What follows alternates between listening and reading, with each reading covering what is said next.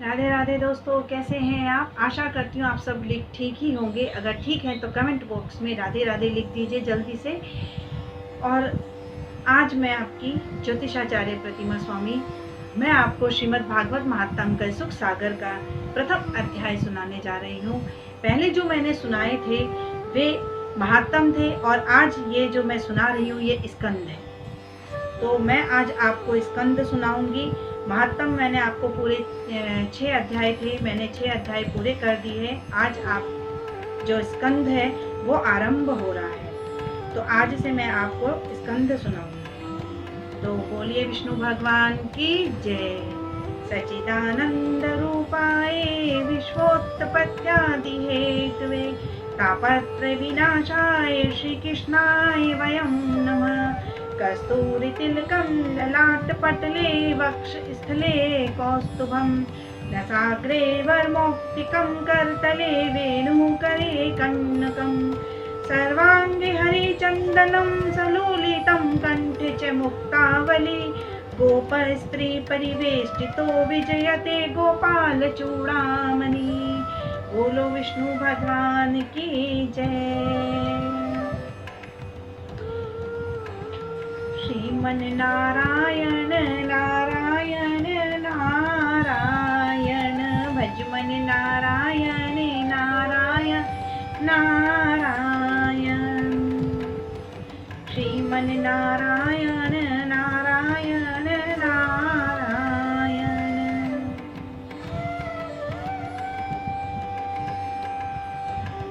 आज प्रथम अध्याय मंगलाचरण है। स्कंद का प्रथम अध्याय है श्रीमद् भगवत का।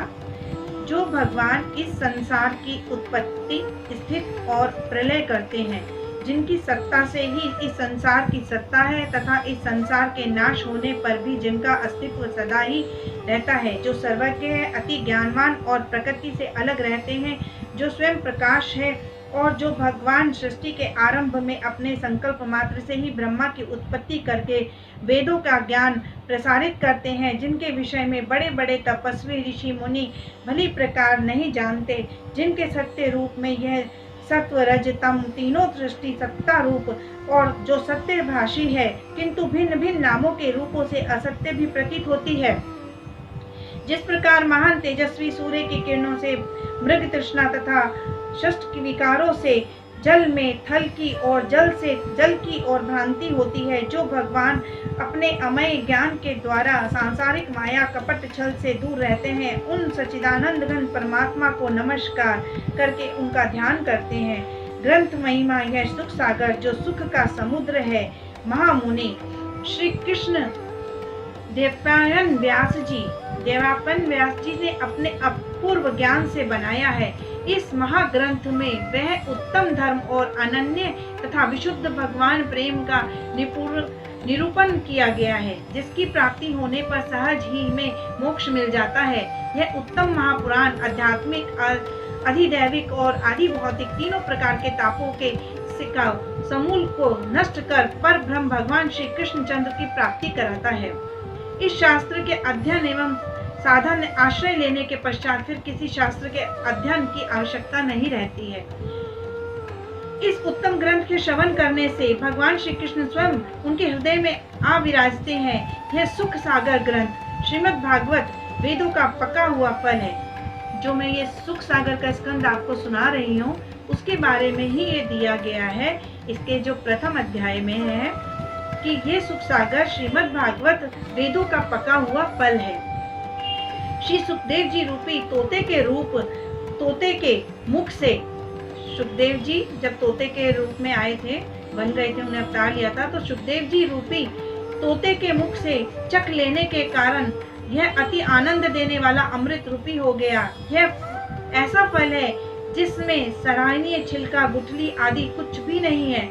जिस प्रकार तोते का खाया हुआ फल अत्यधिक मीठा और सरस होता है, उसी प्रकार यह भी शुक रूपी तोते के द्वारा खाया हुआ होने के कारण मीठा और सरस हो गया है।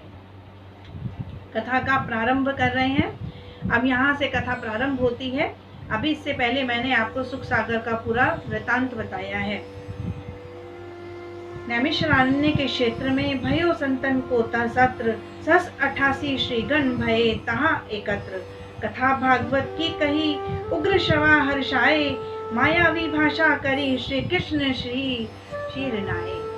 बोलो विष्णु भगवान की जय। बोलो मेरे ठाकुर जी महाराज की जय। सुनिए कथा।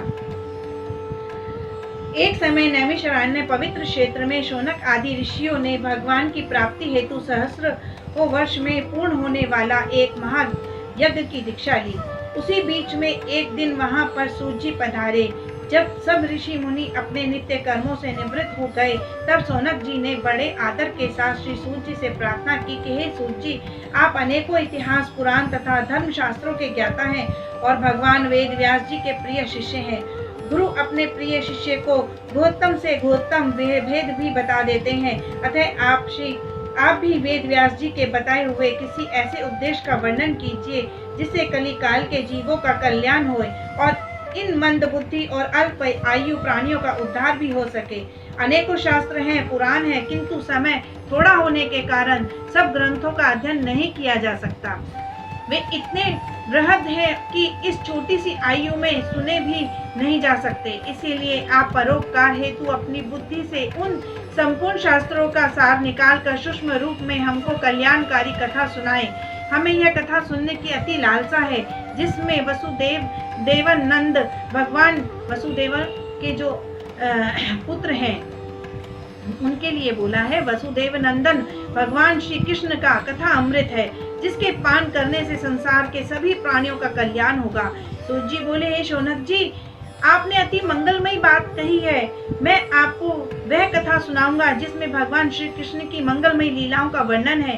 भगवान श्री कृष्ण ने अपनी योग माया से अवतार धारण करके बलराम जी के साथ अनेकों अद्भुत लीलाएं की हैं। भगवान श्री कृष्ण सदा अपने को छिपाए रहते हैं, किंतु वे भक्तों के सम्मुख हो अपनी लीलाएं प्रकट करते थे। इस समय घोर कलयुग आ गया है। केवल भगवान की लीलाओं की कथा, हरि कीर्तन ही भगवान प्राप्ति का एकमात्र साधन है।